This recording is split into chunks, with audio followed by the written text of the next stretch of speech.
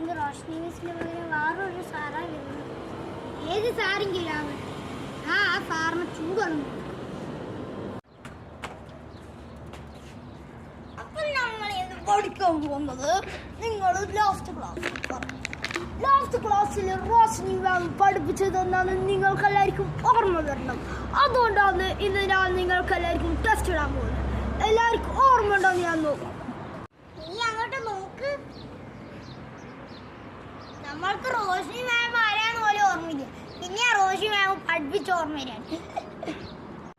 നീയാണല്ലേടാ പക്രു? നിന്നെ പറ്റിയിട്ട് നിന്റെ ടീച്ചർ അത്ര പറഞ്ഞാൽ മതി എന്ന് ചോദിച്ചാൽ മതി.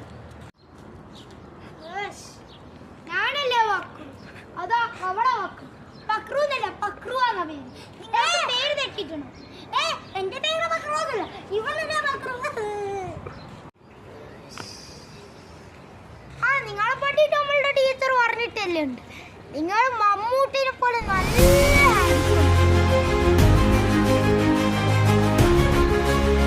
എന്തിടെ എനിക്കറിയാനും ഏതോ കാട്ടുമാക്കാനാ. അതിന്